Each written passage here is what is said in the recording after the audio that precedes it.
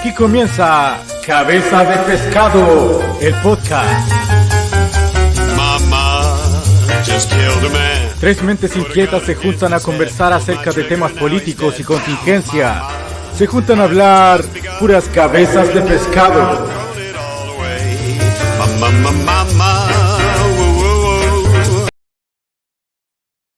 ¿Cómo están, amigas y amigos? Estamos en nuestro segundo capítulo de Cabeza de Pescado, ¿ya? Como siempre me acompaña mi gran amigo, ¿cierto? Personal, Francis Miranda, gran abogado en este caso. Como segunda presentación, la primera presentación fue un poco más casera, abogado civilista de tomo y lomo.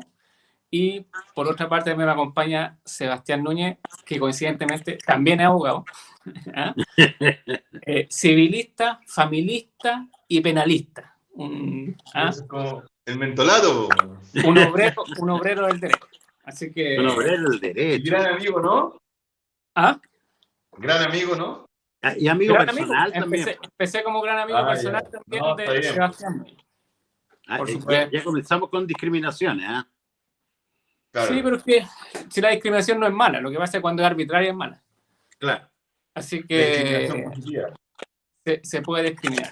Estamos en este nuevo capítulo, así que conversaciones. Hoy día tenemos, como siempre, variados temas que tocar y vamos a empezar por el escándalo de la semana.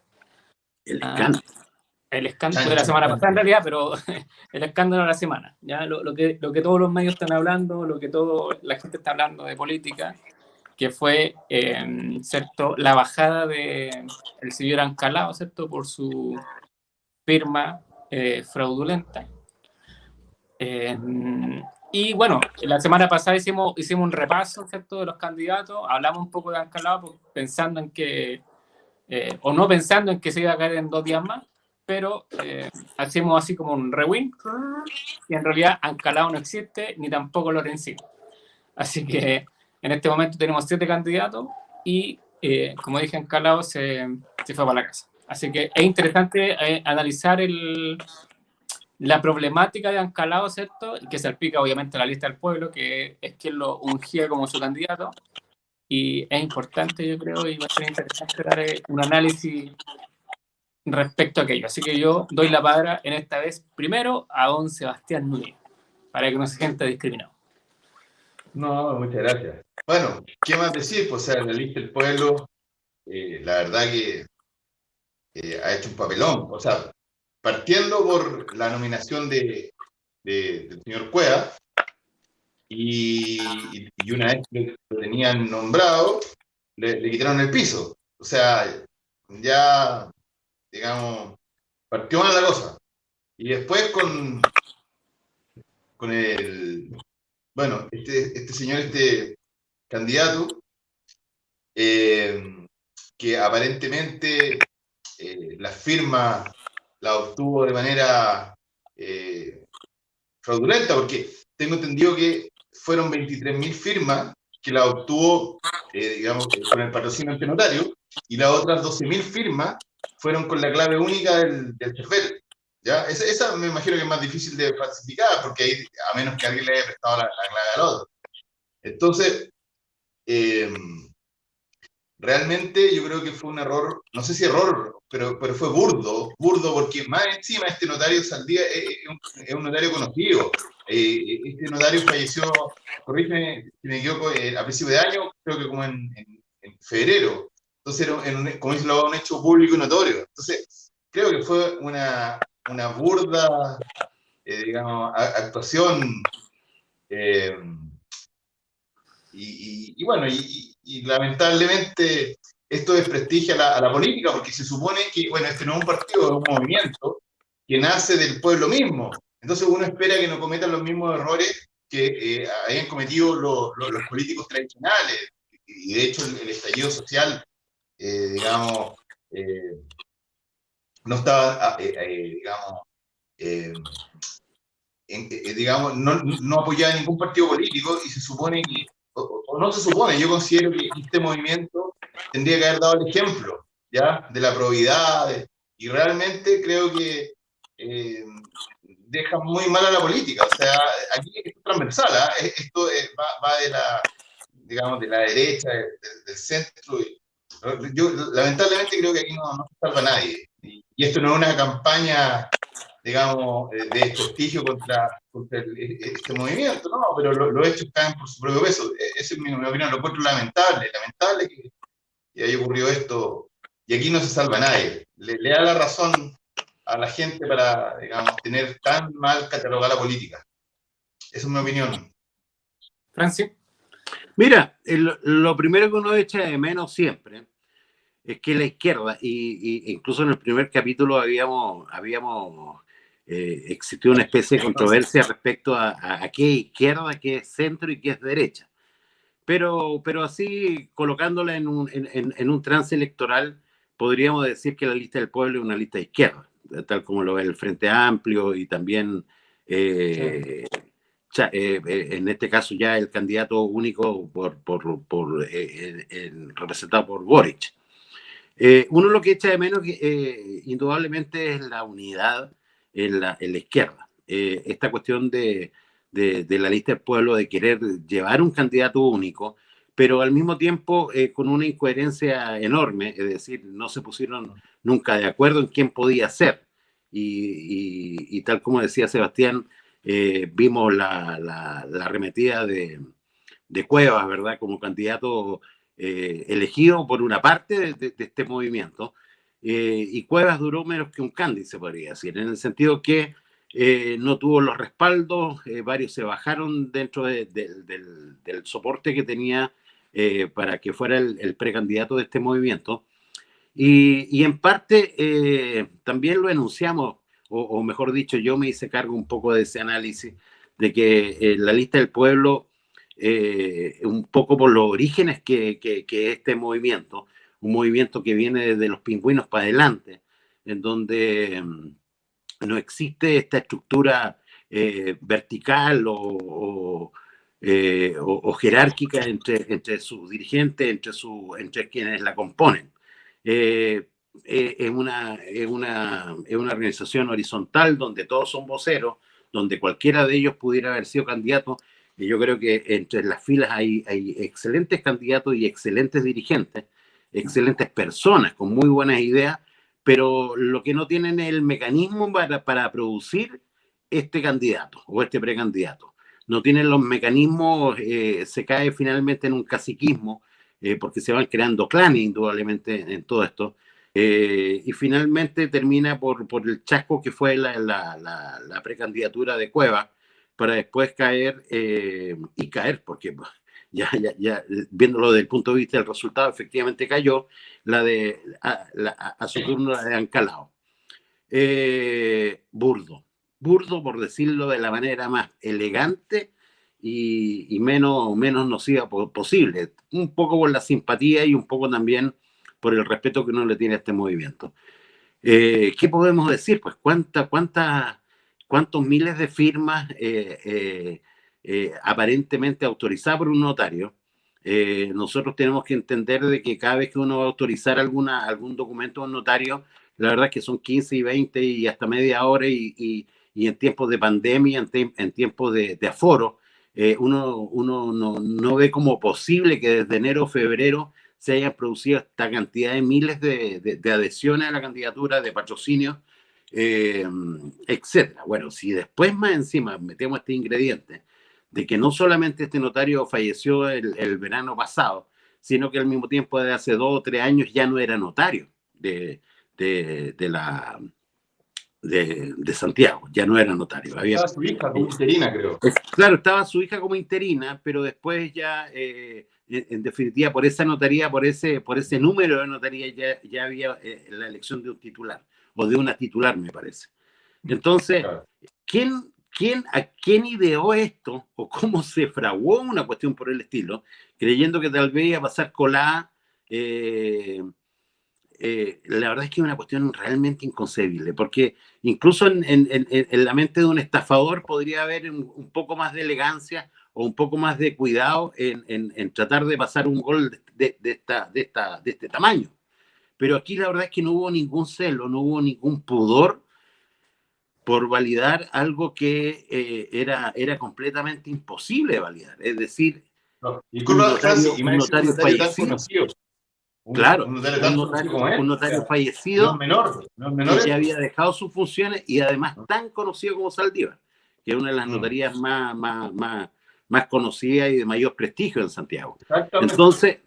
Entonces realmente es algo vergonzoso. Yo no sé cuáles son las explicaciones que se están dando. Por ahí escuchamos alguna ayer, alguna apresurada, tal vez un intento de perjudicar en este caso a Ancalao, otro de que había sido una puesta en escena precisamente para perjudicarlo.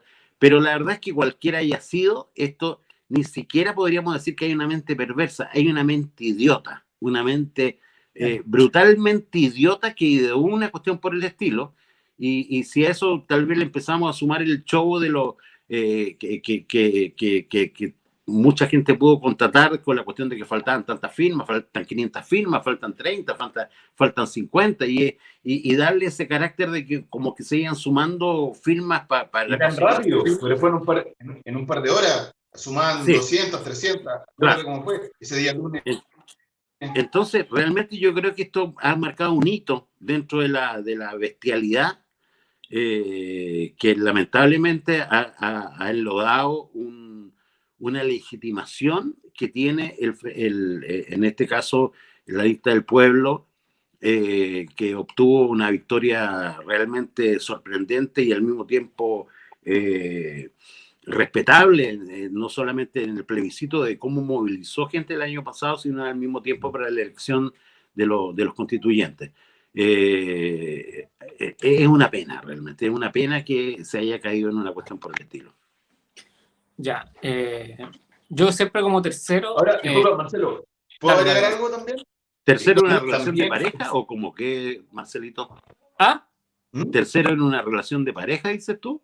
Es que dices yo como tercero. Yo como tercero, es que no alcancé porque Sebastián me interrumpió, pero dale, Sebastián. No, solamente que... a mí me interrumpió 2 veces. Claro, que Ancalao estuve ahí investigando y ya tenía antecedentes, ya había sido investigado por la PDI, falsificación de instrumentos públicos, incluso con el hermano también. Y creo que tenía también una, si no me falla la memoria, una X, esto en estas gestiones de vivienda social, donde también había una falsificación de unas 200 firmas. O sea, este señor ya tenía antecedentes, no es una cosa de ahora. No, quería agregar eso nomás para... Como un dato a la causa. Claro. No, está bien, Sebastián. No, yo como tercero en este partido, como último en realidad, en la opinión, siempre yo me cuelgo de lo que dicen ustedes, así que el beneficio al tercero, como dicen. ¿Ah? Claro. Voy a partir el análisis, voy a partirlo en dos en realidad. Uno, yo creo que no hay que confundir, y esto es un planteamiento que están haciendo todos los partidos políticos porque les conviene, es una conveniencia política. Yo quiero separar lo que hace Ancalao solo, ¿cierto? Que es el fraude electoral, con lo que es la lista del pueblo. Yo creo que uno tendría que ser un poquito más sensible en ese aspecto, porque efectivamente, si tú te das cuenta, las firmas fueron en enero y febrero, y Ancalao recién se vino a acercar a lista del pueblo hace 3 semanas. Entonces, la responsabilidad de Ancalao, ¿cierto? O del fraude es de Ancalao. ¿Ya? Es una responsabilidad individual y una responsabilidad que y como dice Sebastián, ya tenía antecedentes. Otra cosa es la responsabilidad del pueblo de todas las chamonas que se han venido mandando, ¿cierto? En el sentido de que primero unge a Cristian Cueva, yo creo que era el candidato más o menos bien que tenían posicionado, que era un personaje conocido, era con prueba blancura, él siempre, si a él no le gustaba no le parecía algo correcto, él se iba a los partidos políticos y se fue por eso. Se fue primero del PC porque le hicieron la cama con la elección de la CUT, se fue del Frente Amplio cuando Boris firmó el acuerdo. Entonces era un tipo muy consecuente, o sea, sigue siendo un tipo muy consecuente. Y se fue a la lista del pueblo porque también le hicieron la cama. Entonces creo que Cristian Cueva era un buen candidato a la lista del pueblo y yo creo que si lo hubiera afirmado como tal, seguramente habría obtenido la firma. Pero yo creo que por eso hay que separar las dos cosas. Los errores que comete la lista del pueblo yo creo que tienen que ver más políticamente que de fraude, ¿ya? Y por supuesto el tema de Ancalao le salpica porque la lista del pueblo lo ungió como su candidato. ¿Sí? No lo estoy excusando con su responsabilidad, pero los partidos se están solazando con esta cuestión de que, ¿vieron? Ahí tienen los independientes, ahí tienen la gente que partidista. Entonces, yo creo que en el discurso igual hay que tener un poquito de, por lo menos yo lo tengo, y yo hago la separación de cosas, en que la lista del pueblo, si bien cometió errores, ¿cierto? Y como cualquier movimiento que está en formación, ¿cierto? Y también lo que dice Francis, que seguramente también por su inorgánica, ¿cierto? También comete errores. Que yo discrepo ahí con Francis en el sentido que yo no creo que la orgánica vertical sea la solución, sino que seguramente le faltó madurar nomás, porque yo creo que la orgánica vertical, o sea, la orgánica horizontal, yo creo que es la nueva forma de poder relacionarse con sus pares. Pero cometió el error, efectivamente. Yo creo que el error que cometió Lista del Pueblo de no haber hecho la prueba de blancura con Ancalado y haberle creído todas sus patrañas. Porque seguramente Ancalado, cuando llega a Lista del Pueblo, y esta es una teoría que yo tengo, Ancalado dice, ¿sabe qué? Yo ya tengo 23.000 firmas. Entonces, yo para llegar a la meta me faltan muy pocas. ¿Ya? Pero la Lista del Pueblo lo que no hace es la prueba de blancura, si présteme las 23 firmas, ¿cierto? Veamos las cuáles son, sino que lo deja, le da confianza a eso, me imagino, porque también es una relación de confianza, me imagino, un candidato. Y tampoco lo investigan mucho para saber que efectivamente era fácil, porque está en YouTube esta cuestión de Ancalado que había tenido problemas, ¿cierto?, con unos terrenos, que lo habían acusado en el 2014 por falsificación de instrumento público también. Entonces, antecedentes algo tenía, ¿ya? Y este discurso también de Ancalado que es poco creíble, porque, o sea, a uno le cree, por ejemplo, es que el personaje Ancalado, yo lo miro y me causa al tiro rechazo.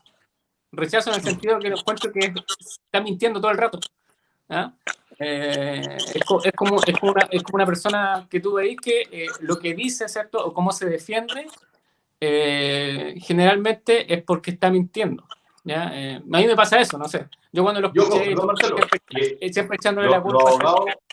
Los abogados de Ancalado se señalan que lo que él hizo no cometió un delito. O sea, no sé qué figura estarán tramando, pero si eso no es delito. Claro, lo que pasa es que a lo mejor el delito de instrumento público ahora no se comete porque tiene que haber lucro, creo. ¿Ya? Pero sí hay delito electoral. ¿Ya? Y eso sí está sancionado.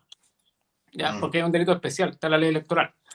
Entonces, pero más allá del delito y la cosa de botella que a nosotros nos gusta un poco, lo que quería hacer yo el punto es que yo no le echaría la culpa a la Lista del Pueblo, ¿cierto?, de la patraña de Ancalado, como diciendo la Lista del Pueblo. Por ejemplo, yo he escuchado mucho esto durante todos estos días. Gente que es de los partidos políticos que dicen, bueno, la Lista del Pueblo es fraudulenta y la gente se está formando y ya es fraudulenta, ¿me entiendes, no? Entonces, ese discurso está ya transversalizado en los partidos políticos y por un hecho político, o sea, para poder desprestigiar la Lista del Pueblo. No digo que la Lista del Pueblo sea pura y simple, sino que efectivamente la Lista del Pueblo comete errores políticos, pero no de fraude, a eso me refiero. ¿Ya? No, claro, mira, yo creo que todos entendemos que la responsabilidad penal y la responsabilidad electoral la tiene el candidato y los satelitales que están ahí consiguiéndole las listas o pero haciendo pero Francis, no solamente por eso, sino que porque la Lista del Pueblo no participó en el fraude, ¿me entendió, no? Porque Ancalado llegó hace 3 semanas atrás y las firmas ya eran de enero y febrero. Lo que pasa es que lo que no hace es corroborar, por lo menos yo no... Mira, es corroborar ¿cierto? La prueba de blancura que tiene Ancalado. Claro, no, estamos claros. Sí, mira, nadie va a decir que una colectividad o una entidad, como puede ser, por ejemplo, en este caso, un movimiento político, va a tener responsabilidad penal. La responsabilidad penal la tiene el candidato. Pero no digo penal, Francis, no te estoy diciendo penal, te estoy diciendo solamente que bueno, el fraude. Yo me refiero a la responsabilidad penal y también dije responsabilidad electoral. Y la responsabilidad electoral indudablemente la tiene el candidato y las firmas que consiguieron, digamos, para su propio patrocinio. No, sí, yo creo que aquí, y yo no creo en ninguna vez haber salpicado un poco al movimiento como tal, como responsable de lo que está pasando. No, lo que sí es responsable en los medios de cómo se produce un candidato, o cómo se erige, o cómo finalmente se acuerda un candidato de un movimiento que tenga una organización horizontal que vertical no la tiene, por supuesto, ¿cómo se llega a estar de acuerdo con todo esto? Entonces, por ejemplo, ustedes están con una especie de sensaciones ahí media extrañas de que si les gusta un candidato porque lo ven o no lo ven. Pero lejos de eso, uno tiene que preguntarse si efectivamente Ancalao fue el candidato de las bases de este movimiento. Si realmente estuvieron todos de acuerdo en su promoción, si todos estuvieron de acuerdo en bajar a Cuevas, y no solamente eran los dos candidatos, habían otros más por ahí y otras más candidatas también que perfectamente pudieron haber asumido la responsabilidad de representar a este movimiento para una precandidatura. A eso me refiero yo. No, sí, efectivamente el problema fue la improvisación. Si esta cuestión, la improvisación, claro. Creo que lo hemos conversado. O sea, al final el pueblo lo que hace es improvisar, porque se ve, ¿cierto? Se ve que en las primarias vota mucha gente, entonces dicen, oye, por tanta gente en las primarias no podemos quedarnos fuera de este poder, que es el poder, ¿cierto?, presidencial. Entonces, rápidamente se empiezan a hacer reunión y cosas para poder sacar a un candidato, y estuvieron 3 o 4 semanas en que iban a señalar a un candidato en sí, y no señalaron porque no tenían en realidad, ¿ya? Y se demoraron mucho en sacarlo cuando sacaron a Cristian Cueva. Entonces, ya cuando sacaron a Cristian Cueva sonaba que era improvisado. Claro. Pero por último ya había un candidato. Y una tarea muy titánica. Después lo bajan, y después 3 después lo bajan, y estuvimos en incertidumbre también 1 semana y media más, o casi 2 semanas, y después sacan estos 3 candidatos del sombrero, que no es Cristian Cueva, sino que 3 desconocidos, o 3 nuevos en realidad, no desconocidos, 3 nuevos, en que dicen ya, el que saca más firma es el candidato. Claro. Que en realidad tampoco representa las bases ni el programa. Claro, a mí no me parece un mecanismo adecuado a eso, ¿me entiendes? No, por eso, no. En eso estamos completamente de acuerdo, que el error fue la improvisación y tratar de poner a toda costa un candidato presidencial solamente por un tema de adquirir más poder, que yo digo que no es, yo siempre lo he dicho, que es válido este pueblo, pero las personas de los dirigentes o las personas que tenían un poquito más de peso en la lista del pueblo tienen que haber sopesado y haber dicho, sabe que efectivamente no estamos preparados todavía para esto, démosle una vuelta, veamos para dónde va la orgánica, concentremos en la constituyente, ¿cierto? Que nosotros tenemos varios candidatos ahí y que es importante y que va a delimitar el destino de Chile, ¿cierto? De aquí a los 30 años más. Y nos abstenemos ahora y después no sé, porque queremos apoyar a un candidato que nos represente en las primarias, o sea, en las presidenciales, que yo seguramente el Boric, que es más cercano a ellos, lo habría hecho, pero claro. Demasiada elucubración en su cabeza como para tener un candidato que al final querían que no fuera de partido, que no sé qué, que fue una de las cosas que también que se van a quitar cuenta. Después pusieron a Escalado, que también estaba en la de serie en el PRI, una cosa que no tenía sentido. Pero en fin. Oye, pero en este caso ha muerto el rey. ¿Qué rey viene? En este caso, para la lista del pueblo, ¿cuál será su candidato entonces? ¿A quién van a apoyar? Es que yo creo que la lista del pueblo se va a fragmentar y no sé si es que sobreviva como tal. Claro, yo también veo eso. Ya, yo creo que la lista del pueblo se fragmentó. Ya venía fragmentada. Acuérdate que habían tres corrientes de la lista del pueblo. Una corriente que decía lo que estaba diciendo, que no querían candidatos porque no se sentían maduros para eso. Otra corriente que de Cristian Cueva y otra corriente que fue la que sacó a estos 3 candidatos. Claro. Entonces, ya la lista del pueblo está fragmentada y vapuleada en realidad. Entonces, siempre, y van a empezar a desaparecer mucha gente en la lista del pueblo. Va a perder la adhesión. Y no digo adhesión en la ciudadanía, adhesión de personas que participan activamente en la lista del pueblo. ¿Ya? Seguramente empezar a perder adhesión y se va a formar otro movimiento. Cierta cuestión es así. Estamos en vías constitucionales, ustedes saben, estamos en un momento histórico donde hay revueltas, donde hay nuevo ¿cómo se llama? Movimiento emergente, caciquismo, como dice Francis, y varias cosas. Entonces van a emerger y van a morir seguramente rápido, algunos se mantendrán, otros no. Pero yo creo que es natural en el momento histórico que vemos. Así que tampoco hay que dramatizarlo tanto. Claro. Bueno, yo creo que es todo un proceso esto, y va a ser todo un proceso. Indudablemente entre los esquemas de la antigua política, la nueva política, a la generación de estos movimientos, con esta forma de existir, digamos, en su orgánica muy especial, Yo creo que todo esto, bueno, va a ser compulsivo, a fin de que se asienta en algún momento y uno pueda decir, mira, las cosas están más o menos claras, digamos, para todo el mundo. Va a costar llegar a eso. Yo creo que si la lista del pueblo, para solamente cerrar, si la lista del pueblo quiere sobrevivir, tiene que mantenerse calleuque, trabajar con los constituyentes que están trabajando, ¿cierto? Y votar por mí. Fortalecerse desde ahí y esconderse un par de meses, ¿cierto? Y de ahí volver a renacer. ¿Ya? Creo que está por ahí. Así que vamos próximo de pescado. Ya. El próximo tema que nos convoca fue a petición de Sebastián. Hay que decirlo porque Sebastián es una persona conocida, ¿cierto?, en el ámbito internacional. Y vamos a hablar de Afganistán, ¿cierto?, y la problemática que tiene de las personas que obviamente... bueno, lo más dramático que yo veo, lo que todos vemos, ¿cierto?, es el tema de las personas que están en Afganistán, ¿cierto? Yo creo que eso es lo más dramático, independiente de las luchas políticas, ¿cierto?, entre Estados Unidos que se va, ¿cierto?, los talibanes que están tomando, ¿cierto?, el país, que si bien es importante, por supuesto, hay que analizarlo eso, pero lo dramático a mí parecer son las personas, siempre. Pero voy a dar el paso a nuestro amigo Sebastián, ¿cierto?, para que nos instruya y nos deleite, ¿cierto?, con este. Que es un líder en Afganistán, él, ¿ah? Sí, era de volar y después... Dale, man.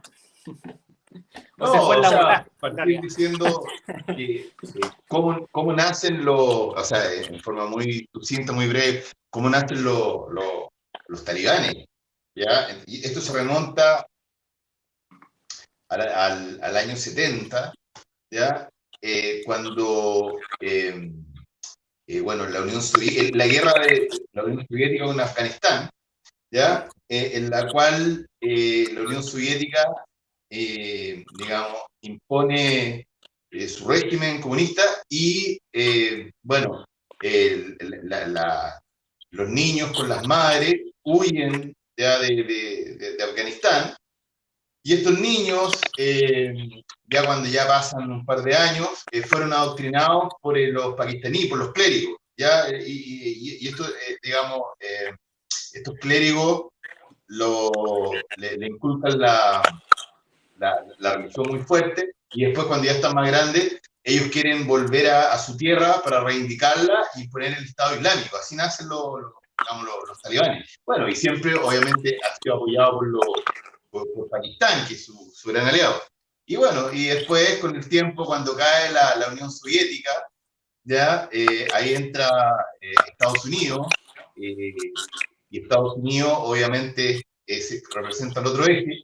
Y en estos 20 años, porque recordemos que Estados Unidos ingresa a raíz del atentado de las Torres Gemelas, entonces Estados Unidos, digamos, impone su hegemonía, trata de hacer una policía afgana, pero a su medida, a su pinta, los capacita, les entrega armas, y cuando Estados Unidos cree que todo eso está bien y es suficiente, y empieza a retirarse, se dio cuenta que en realidad, porque realmente no hubo oposición, o sea, en un par de días se tomaron prácticamente todo el país.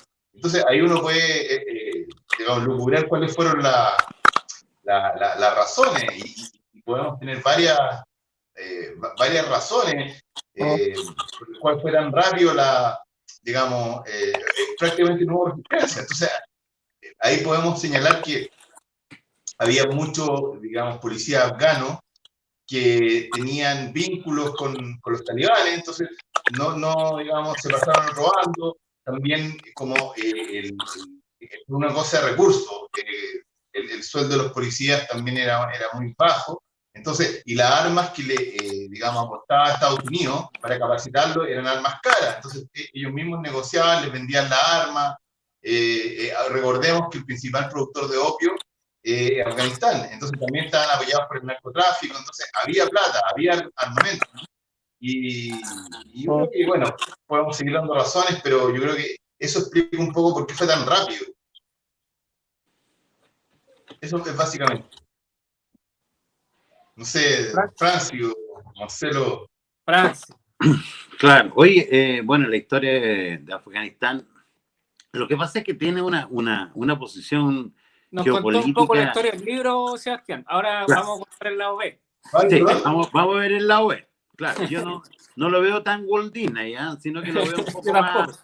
Claro, bueno, aquí indudablemente Afganistán, jamón del sándwich, siempre en una lucha este-oeste, ¿verdad? En los tiempos de hegemonía de ambos bloques tratando de, por supuesto, posicionarse y tener una posición ventajosa en el aspecto geopolítico.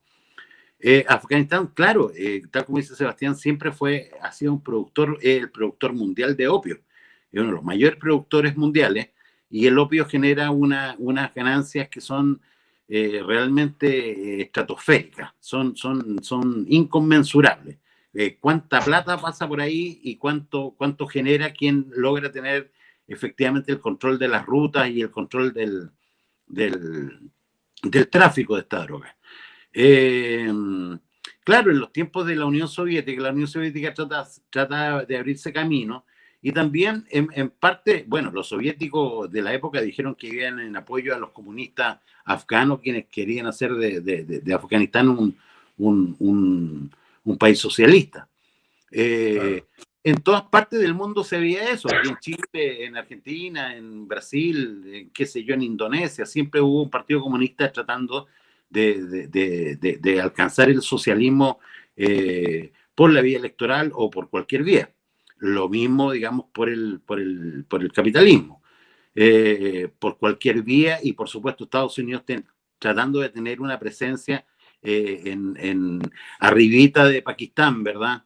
En el patio trasero de la Unión Soviética. Caramba, lo que significaba eso en aquella época era terrible. Pero bueno, los soviéticos salieron con la cola entre las piernas de Afganistán. Yo diría que no tan avergonzados como está saliendo hoy en día Estados Unidos, sin ser pro-soviético y sin ser pro-norteamericano. Yo creo que la diferencia en cuanto a bajas, por supuesto que los soviéticos recibieron muchas bajas en la guerra, en la famosa guerra de Afganistán de hace un poco más de, qué sé yo, estamos hablando de la década de los años 80.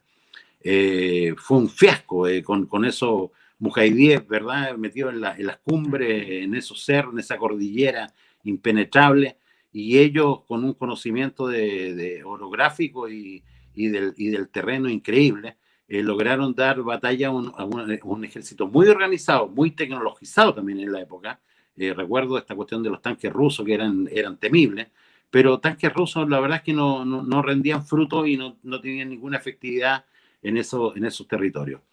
Finalmente, con la ayuda de Estados Unidos, una ayuda pero no solamente indirecta, sino directa, con asesores militares, con venta de armamento, con entrega de armamento, ayuda humanitaria, entre comillas, porque la verdad es que casi todo eran balas, es que la guerrilla mujahidí en Afganistán logra derrotar, no es que logre derrotar a los soviéticos, sino que no los deja seguir avanzando.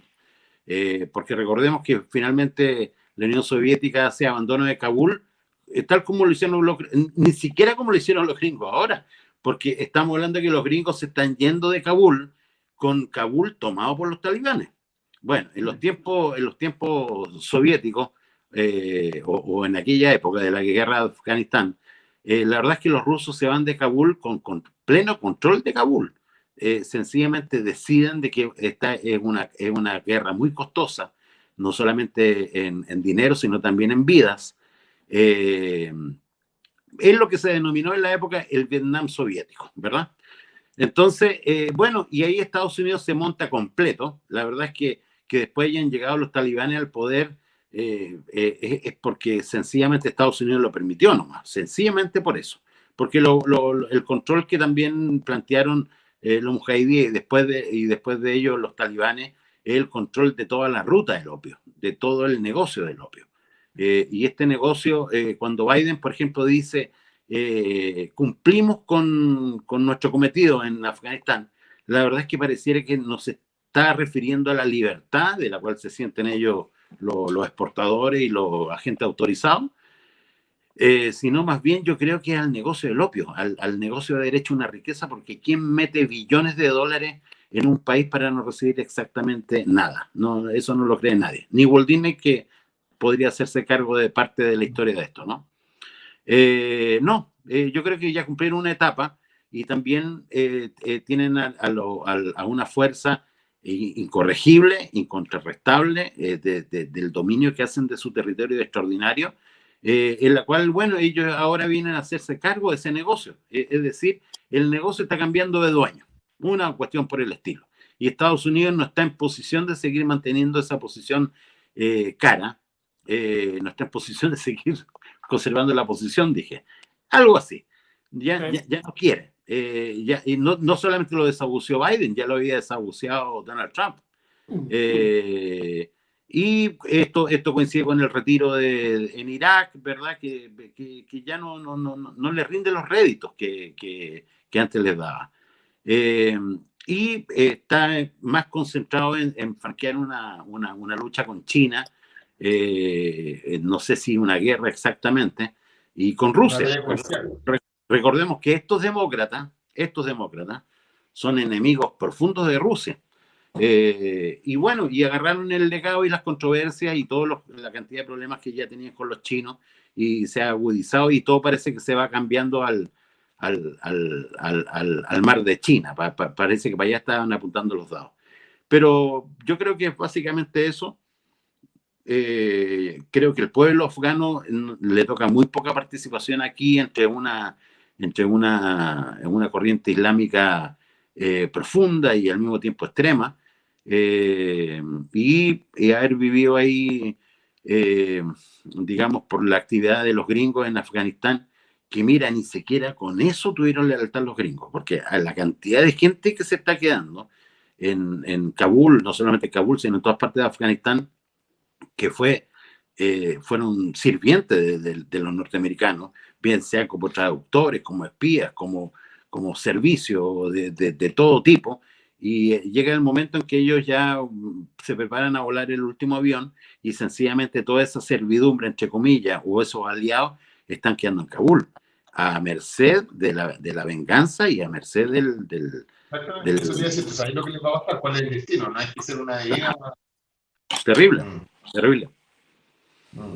Sí, no, es terrible el panorama que hay en Afganistán, pero sí, yo me voy a acordar de las palabras de Francis. Efectivamente, hay que sincerar que los talibanes son creados, ¿cierto? Efectivamente, cuando estaba esta lucha, por cierto, por los dos ejes, ¿cierto? Tanto soviético como norteamericano, ¿cierto? Y los talibanes, ¿cierto? Se forman a raíz de eso y era la más talibana, más extrema, ¿cierto? De la religión. Entonces, son un producto norteamericano, que en su tiempo les sirvió. En su tiempo usufructuaron de los talibanes. Lo que pasa es que después los talibanes, claro, efectivamente, como un grupo insurgente y como un grupo religioso, ¿cierto? Lo que hace es decir, claro, no sacaron de la Unión Soviética, pero estos nos gobernaron de nuevo. Entonces, los talibanes tampoco entran, me imagino que en esa reflexión, y por eso que en el año 2000, ¿cierto? Que todos recordamos, ¿cierto? Le hacen la guerra, ¿cierto? O le declaran la guerra santa, ¿cierto? A Estados Unidos como el principal enemigo, ¿cierto? De los talibanes o de la religión. Entonces... Oye, Marcelito, pero para hacer una precisión nomás, Estados Unidos finalmente se mete en Afganistán, que está controlado completamente por los talibanes, pero por haber cobijado los talibanes a una célula saudí que era Al-Qaeda. Claro, solamente por eso. Pero cargó con el país completo. Obvio, cargó con el país completo. Y hay que también decir que, como dice Francia, efectivamente, a Estados Unidos en realidad le importaban dos cosas. Uno, el territorio estratégico que tiene Afganistán, ¿cierto? Que está muy cerca de Rusia, que es un tema estratégico. Y segundo, ¿cierto? Es la ruta del opio, que todos conocemos, que al final es lo que trae dinero. Claro. Y seguramente Estados Unidos... no había. ¿Ah? Fines altruistas no habían, claramente. No, es que se nota Y de porque hecho, si mira, estáis una casi 30 comparación. años, estáis casi 30 Sí, años en un territorio y no sí. lográis, ¿cierto?, democratizar lo que según ellos siempre hacen los territorios, o no lográis, ¿cierto?, un cambio fundamental, es porque solamente se fluctuaste el territorio nomás, nada más.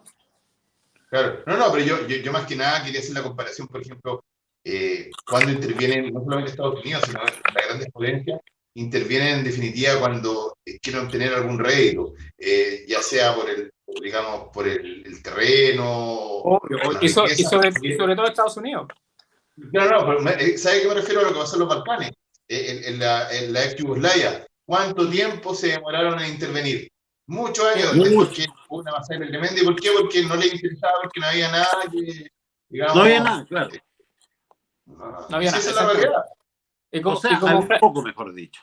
Y como Francis dice, efectivamente, ahora, ¿cierto?, los intereses de las potencias, que ahora ya no se viven dos bloques, sino que se viven un poquito más, están en otro lado, están en otra esfera, en otra estratosfera. ¿Ya? Están las guerras comerciales, están las guerras cibernéticas, están en otro tipo de cosas. Entonces ya yo creo que el negocio del opio, si bien le sirvió seguramente a Estados Unidos por mucho tiempo, no es el mayor componente o rédito que tiene Estados Unidos. Entonces ya en realidad, y la zona estratégica ya se pierde porque no existe la Guerra Fría, entonces ya no tiene sentido. Entonces yo creo que abandona, ¿cierto?, y deja a merced al país, ¿cierto?, de un grupo extremista, un grupo extremista me refiero religioso, ¿cierto? Y como dice Francis, que efectivamente las personas que eran aliados o trabajaban incluso ni siquiera siendo aliados, sino que por trabajo nomás con agentes norteamericanos o con personas norteamericanas van a sufrir las consecuencias. Entonces eso es terrible. Es terrible. Así que... Oye, yo creo que de repente esta verticalidad que en este momento tiene la geopolítica, en donde tal vez ya no es tan interesante la guerra chica por el control de un bien, que podríamos decir que a lo mejor el opio también era un commodity que tenía Afganistán. Claro. Pero tal vez no son los tiempos para preocuparse de esa lucha y de esas peleas o de ese control tan chico, sino que ya está comenzando los tiempos de tomar la cuestión en forma frontal con quien te hace la competencia derechamente, como por ejemplo en este momento son los chinos, comercialmente los chinos y militarmente los rusos, ¿verdad? Claro, entonces, mira, roguemos nomás a las estrellas de que esto no siga subiendo el nivel, porque ya Afganistán o Sudamérica o cualquier otra cosa no va a importar mucho, sino una lucha directa y terrible, pues, para la humanidad. Así es. Así que... Cabezas de pescado.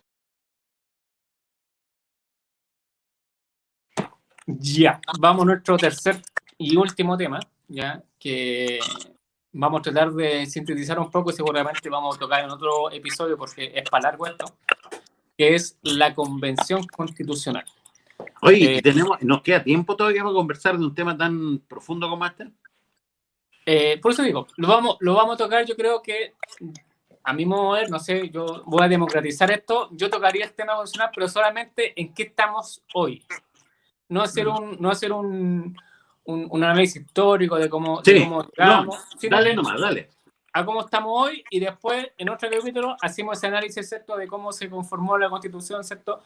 O sea, el proceso constituyente, ¿cierto?, hasta llegar, ¿cierto?, al proceso constitucional. ¿Ya? Yo creo que hablemos un poco de la Constitución, en qué está hoy. No sé si alguien quiere tomar la palabra. Tómelo usted mismo. O empiezo yo. Empieza tú. Ya. Bueno, el tema, la Convención Constitucional actualmente, ¿cierto?, está terminando, o ya terminó en realidad, todas las sesiones, ¿cierto? O sea, todas las comisiones que se habían creado, ¿ya? Y en un principio se crearon varias comisiones, entre esas la de Derechos Humanos, entre esas la Comisión Orgánica, ¿cierto?,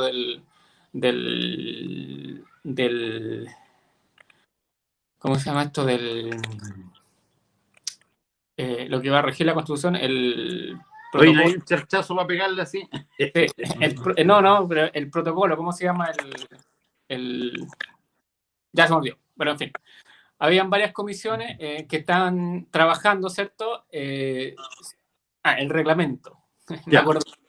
El reglamento, ¿cierto?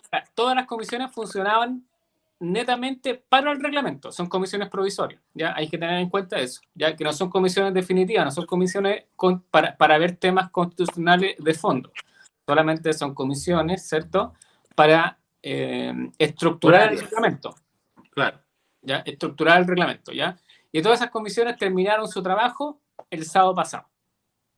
El sábado pasado todas las comisiones ya entregaron, ¿cierto?, sus trabajos, y actualmente está en el proceso de sistematización, ¿cierto?, de todos los trabajos o los resultados que dieron este grupo de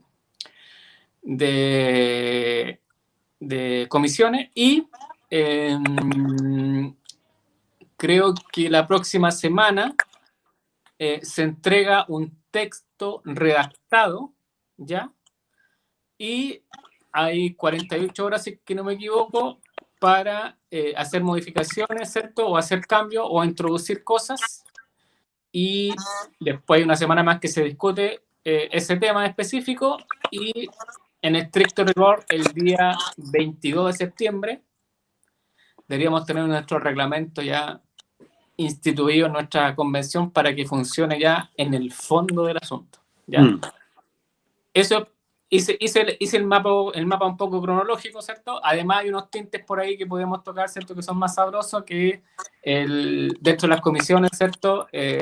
Por ahí salió que se sabe que dentro de la comisión se creó un articulado que los convencionales, ¿cierto?, que mienten, ¿cierto?, o que publicitan información falsa o noticias falsas, ¿cierto?, sabiendo o debiendo saber, ¿cierto?, iban a ser sancionados, y hay una serie de sanciones que no me acuerdo mucho, pero entra a discusión también. Entonces, hay varios puntos interesantes de las comisiones que se tocaron, y varios puntos también que nos llegaron al corazón. Por ejemplo, la Comisión de Derechos Humanos, cuando se nominó a Arancilla, ¿cierto?, dentro de esa comisión, que es una provocación seguramente, ¿cierto?, a la izquierda. Esto solamente es por el hecho noticioso y la provocación, ¿cierto?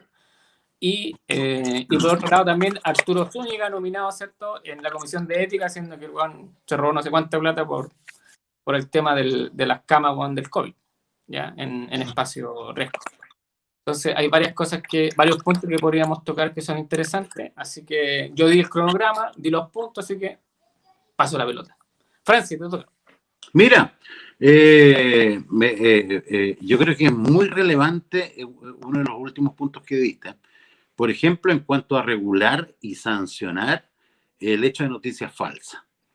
Porque nosotros vimos, por ejemplo, que en las primeras semanas de conformar la constituyente, elegía a su presidenta, a su vicepresidente, y tratando de funcionar con las malas condiciones que existían, o con las no condiciones que no habían, digamos, no habían condiciones.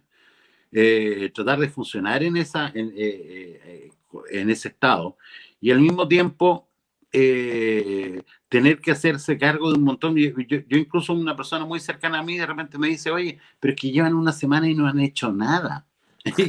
¿Qué iban a hacer si ni siquiera se podían constituir? ¿Me entiendes? Y por otro lado, bueno, un comentario como eso que lo saco a colación porque la verdad es que ese tipo de comentarios uno lo escucha en todas partes. Lo escucha en la micro, en el metro, en una feria, en el supermercado, un amigo. Todo el mundo lo dice. Mira, pero es que no han hecho nada. Y llevan, no sé, ya un mes y no han hecho absolutamente nada, y no entienden de que por lo menos existe un año, digamos, en la cual tiene que sesionar esta constituyente, y que las cosas se tienen que primero organizar por materia, que en este caso son por comisión, y al mismo tiempo ir haciendo no solamente un reglamento, sino un organigrama de cómo tienen que funcionar, y por supuesto, y nosotros lo entendemos porque alguna vez estudiamos constitucional, de sistematizar todo esto, ¿verdad? Porque hay que sistematizarlo. Entonces, en esto, el gran negocio que ha hecho la derecha, que siempre es difamatoria y que siempre es mentirosa, y al mismo tiempo, dejémoslo ahí, mentirosa, y este negocio de tener que meter y estar a cada rato metiendo antecedentes falsos, como por ejemplo que los constituyentes se querían subir los sueldos. No, ya no están contentos con la plata, sino para eso era que tienen el puesto, porque ahora quieren estar, digamos, a nivel diputado, y si no es de diputado hasta senadores, que quieren más plata, que no van a trabajar si no le dan más plata, etcétera. Que Chile va a dejar de ser una república, que Chile a lo mejor ya no se llama Chile, que al mismo tiempo caímos en las hordas mapuche, ¿verdad? Una cosa por el estilo. Y bueno, y cuentos para arriba y cuentos para abajo respecto, todos tienen que ver siempre con cuestiones que denotan vergüenza o denotan robos o ilícitos o a lo menos no ser merecedores del puesto que tiene cada uno de los constituyentes. Entonces, esta difamación permanente que tiene la derecha, que equivale a decir, como por ejemplo, referirse al Audi de Camila Vallejo, o a las platas que sacó no sé quién, a los 600 millones de dólares, o sea, 600 millones que dicen que Proboste tiene debajo el colchón, ¿me entiendes? ¿Por qué no devuelve los 600 millones? Entonces, ese tipo de discurso, que lo único que vienen es empañar un trabajo que indudablemente es arduo. Yo no me imagino el peso que tienen los constituyentes por tratar de avanzar en sus respectivas comisiones, de cómo van a tener que trabajar, por empezar por ahí. Seguimos, por ejemplo, que Arancibia quiere, en su deseo de integrar precisamente la Comisión de Derechos Humanos, una persona que afirma, y así lo podemos ver en las redes, que él estaría dispuesto a subir a no sé a dónde con un fusil y empezar a matar comunistas. La verdad es que una persona así no puede estar. Es que no es porque sea de una posición política o no. Y aquí la verdad es que siempre hay que hacer diferencias, porque entre una derecha y ser un militar fascista, la verdad es que pudieran haber diferencias. A veces no se nota mucho, pero ciertamente las hay. Es decir, tampoco una persona que, porque cree en el libre mercado, porque cree en que el mercado lo regula todo, y en esta situación del Estado mínimo o el Estado administrador, la verdad es que para pensar eso no hay por qué pensar en andar matando comunistas o andar matando izquierdistas.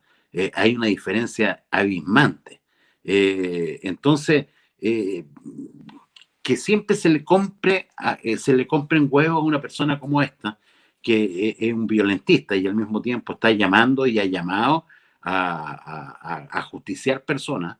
Yo creo que la derecha no debiera hacerse eco en esto y por supuesto, hacer lo que estratégicamente empezó a hacer hace años y que bueno, en estos últimos tiempos ha encontrado en cierta forma un camino en eso, que es separarse un poco. Es decir, aquí Lavín, lo veíamos en Longueira, en otros connotados personajes de derecha, cómo empezaron a tomar distancia de la dictadura propiamente tal y de la figura de Pinochet o de la CNI o la DINA, etcétera. Por supuesto, a tener una distancia. Y hoy en día hay que, por supuesto, la derecha tiene que tomar distancia respecto de este tipo de personajes. Eso nos lleva también al tema del negacionismo, ¿verdad? Al tema de reivindicar o no a mi general, a la obra de Pinochet o cosas por el estilo, sino yo creo que la patria tiene que avanzar respecto de eso, y la derecha, que es una derecha recalcitrante, porque nosotros, por ejemplo, derechas como esta nos encontramos en otras partes del mundo, a no ser que estemos hablando de un tercer mundo realmente bajo, pero la derecha hoy en día europea, incluso norteamericana, tiene un discurso completamente distinto. Primero, el derecho irrestricto, o sea, perdón, el respeto irrestricto a los derechos humanos. Segundo, el reconocimiento de que se han cometido efectivamente excesos, o se cometieron crímenes, o se cometieron tal como lo tiene que hacer la izquierda también, en los tiempos, digamos, de la cortina de hierro. Qué sé yo, Ceausescu o cualquier otro personaje, incluso de los que aparecieron por acá por Chile. Yo creo que son los tiempos en que el país y la nación y nuestra sociedad tiene que avanzar y reconocer las cosas y al mismo tiempo tomar distancia respecto de personajes como estos. Bien, pues. He dicho. Hasta ahí he dicho, Sebastián. Oye, ¿está despierto Sebastián? No. Yo Está realmente despierto. lo veo ahí medio durmiendo, bueno. Está despierto. Ya, dele Sebastián. No, está muy atento escuchando tu reflexión. ¿Ah? No, básicamente... También. no, claro. No, es que lo dijiste todo, ¿qué más voy a decir? No, Pero yo creo pero que respecto a lo último que tú señalaste, yo creo que cada vez van quedando menos personajes, digamos, que llaman a la violencia o personajes tan radicales como por ejemplo Hermógenes Pérez de Arce o qué sé yo, no sé. Yo creo que ya cada vez están quedando aislados. Y obviamente hay otros personajes que han sido más inteligentes, más camaleónicos, como Lavín, cuando empezó a decir que era un bacheletista aliancista. claro. Es que es un animal político. Entonces, yo creo que, en definitiva, eso ya ha ido quedando atrás. Así que estoy, digamos, de acuerdo. Y respecto a la convención, que porque como que nos desviamos un poco del tema, bueno, como este es un proceso nuevo, inédito, que nunca se había dado, porque no quiero ser latero, pero las constituciones anteriores todos saben que se hacían en Cuatro Pared, la Comisión Ortúzar, y aquí, claro, esta es una constitución que realmente va a requerir mucha organización, mucho trabajo. No es fácil, digamos, ponerse de acuerdo y una cosa que no tiene ninguna comparación. Entonces, obviamente, a veces no es fácil organizar y claro, la gente que está en contra siempre va a buscar argumentos para desprestigiarla. Pero bueno, yo creo que cada uno tiene que hacer su propio análisis y sacar conclusiones. Sí, yo creo que... ¿Ah? No, y también informarse, porque también quería rescatar otra cosa que dice Fran. Cuando habla de Yana Proboste y habla de los 600 millones, yo creo que hay que ser muy ignorante para pensar que, o sea, o no sé quién puede creer que ella se robó los 600 millones. Y lo que a ella se le juzgó como ministro de Educación es no haber ejercido las acciones para poder, digamos, haber aclarado, haber cuadrado eso es lo que se le sanciona y por eso es destituida, pero no porque ella se haya robado los 600 millones. Entonces, quien no sabe eso es porque o no se informa pero ese es claramente el meollo del asunto. He dicho caso cerrado. Caso cerrado. Oye, con el tema de... Se escucha mal el audio, pero bueno. Con el tema de la convención, yo creo que es una estrategia política ya de la derecha, porque obviamente como ya no tiene los 2/3, ¿cierto? Y no puede influir sustancialmente en las decisiones, ¿cierto?, de la convención, ya ellos tomaron la estrategia efectivamente de desprestigiar la convención porque ellos están apuntando a eso, ya no les queda otra. Entonces, el apuntar al desprestigio de que no han hecho nada, de que están mintiendo, de que va a acabar Chile, de que no vamos a ser república, que prácticamente, no sé, vamos a ser monarquía, claro. Y todo eso con el fin último, ¿cierto?, de que al momento que se plebiscite, ¿cierto?, la salida de la constitución, la gente vote en contra. Yo creo que una estrategia comunicacional, efectivamente también la estrategia comunicacional tiene que ver con Arancibia, meterlo en la Comisión de Derechos Humanos, como dije yo, porque eso también crea ruido, crea visiones contrapuestas, se victimiza el weón cuando dice que es que todos tenemos derecho, que fui elegido democráticamente, entonces, ¿me entendieron? O sea, cumple el fin. ¿Ya? Claro. Por otra parte, los medios de comunicación todos sabemos que están menos capturados, ¿cierto?, por grandes conglomerados, y la noticia relevante es, no sé, pues los constituyentes se subieron hoy día la vida parlamentaria cuánto, o se subieron los sueldos, o no sé qué. Entonces, yo no le restaría importancia ni tampoco diría que la gente se informe. Efectivamente, la gente se tiene que informar y una de las cosas porque hacemos este podcast es para eso mismo, incluso, ¿ya? Claro. Para informar, ¿cierto? Y dar nuestra opinión, ¿cierto? Y a través de nuestra opinión, ojalá decir algo con sentido, ¿ya? Y que a la gente le haga sentido. Pero la estrategia comunicacional, ¿cierto? De los medios de comunicación y de las personas públicas, ¿cierto? Que ostentan cargos públicos, de repente mucho más fuerte que el boca a boca. Entonces, yo creo que la norma esa que decía que efectivamente que yo dije que la persona que es cierto que da noticias falsas a sabiendo o debiendo saber, yo creo que es un poco relevante porque efectivamente va a terminar, ¿cierto? O viene a terminar con lo que dice Francia, ¿cierto? De poner, ¿cierto? En la palestra o desprestigiar el trabajo de la convención. Ahora, sí es un arma de doble filo porque habría que definirse muy bien lo que es una noticia falsa. Yo creo que hay que hilar un poco fino ahí porque si no, si caemos en la subjetividad, para mí no es falsa, para ti es falsa, porque en mi opinión también Claro. estamos la libertad de expresión. Entonces hay varias cosas. Yo creo que es importante, ¿cierto? Es importante, pero hay que tener también un poco cuidado.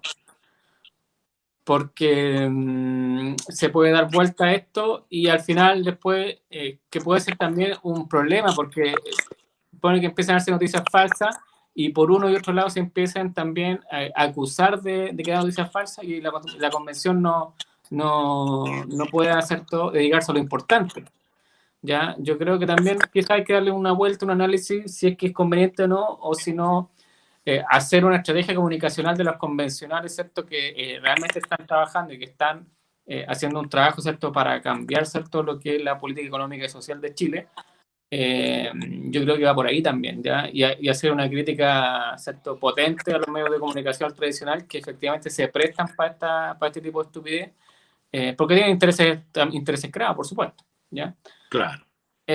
Pero yo confío que ahora cuando termina el reglamento, ¿cierto? Que es como la estructura, cómo se va a votar, ¿cierto? O cómo se van a cambiar las normas constitucionales, empiece ya a haber una efervescencia y a conocerse, ¿cierto? Los detalles y lo sabroso de lo que se va a discutir, ¿cierto? En sala y que en las comisiones ya en el tema de fondo.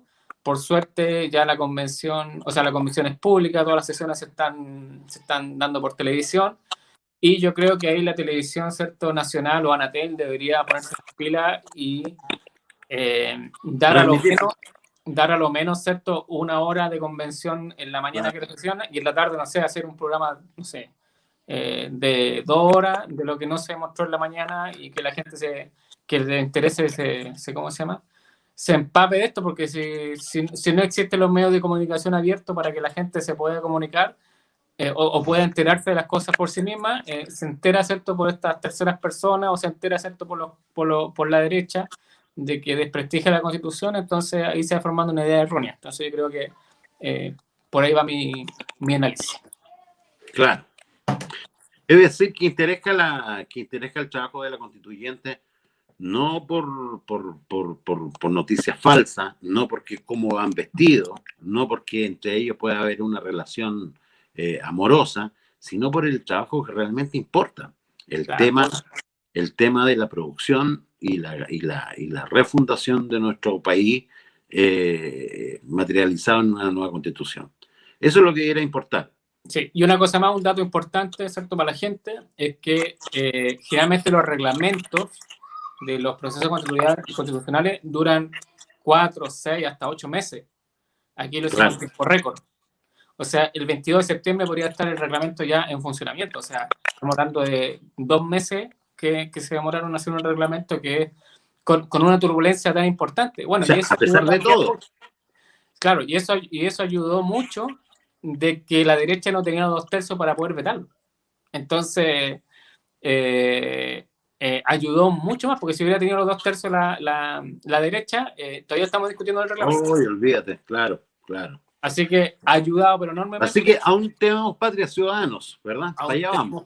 Patria, ¿cierto? Y por supuesto vamos a estar atentos a los cambios constitucionales, ¿cierto? Y yo creo que en nuestros podcasts generalmente se va a dedicar siempre un ratito a lo que se está tratando en la convención, porque de aquí en más seguramente lo que se va a tratar son los cambios ya sustanciales de la Constitución, no las cosas que querían meter la derecha, ¿cierto? Que se haga la República y todo ese show. Claro.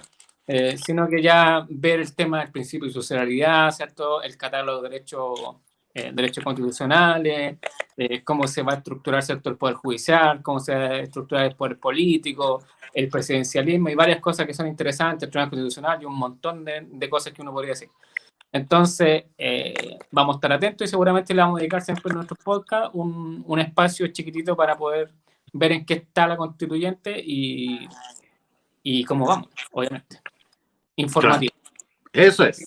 Se ha acabado el Entonces, tiempo. ¿nos quedamos citados para cuándo? Nos quedamos citados siempre.